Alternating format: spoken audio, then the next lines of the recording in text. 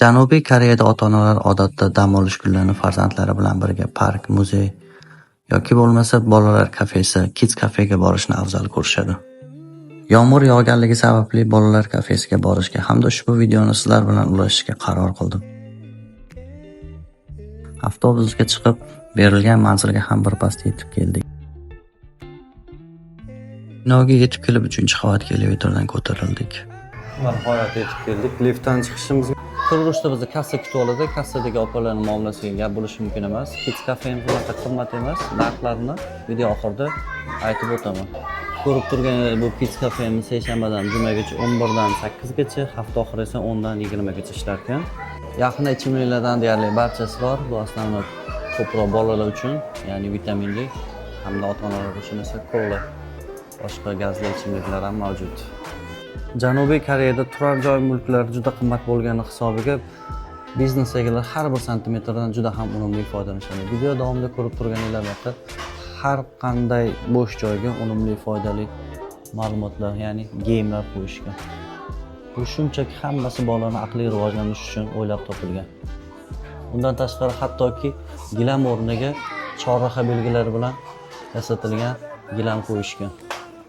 Bu shunchaki koridordan unumli foydalanilganiga bir misol bo'la oladi. Asosiylari endi oldinda. Har bir detalga did bilan yondashilgan. Ya'ni yosh bola uchun yiqilsa ham, boshqa bo'lsa ham qattiqroq jarohat yetmasligi uchun hamma narsa juda yumshoq va mayin. Ko'rib turganingizdek, bu hammasi yosh bolalarning aqliy rivojlanishi uchun juda katta turtki beradi. Esa bizni xuddi shunaqa atmosfera kutib oladi.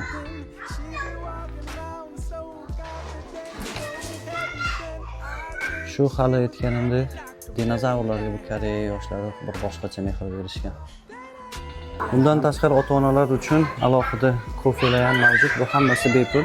Sababi 2 soat, 3 soatga to'lov qilganingizda hammasi bepul tarzda sizga beriladi. Xo'sh, undan tashqari rang-barang kichkina kafesi ham bor. Kafesda ko'rib turganingizdek kitoblardan tortib har xil hayvonlar, gullar, kemping ham o'ziga xos kayfiyatni ko'taradi. Leyladan tortib barcha turdagi hayvonlar, dengiz jonzotlari, barcha turdagi o'yinchoqlar, hattoki pishirish uchun anjomlar hammasi juda zo'r ekan.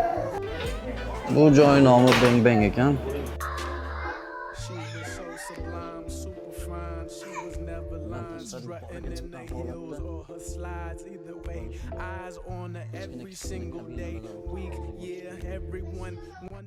Menga eng yoqqan tarafi mana bu Dynamics'ning kichkina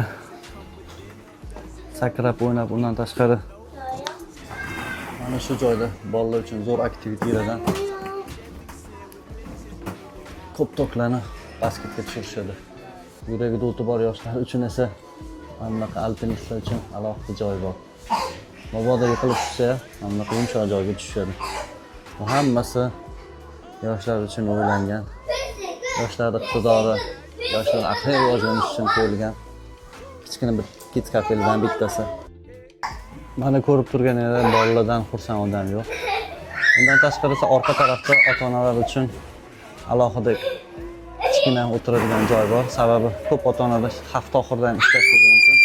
Ko'rib turganingizdek, ko'pchiligi onlayn ishini qilib, hamda bolalar esa mazza qilib dam olib o'ynab yurishibdi.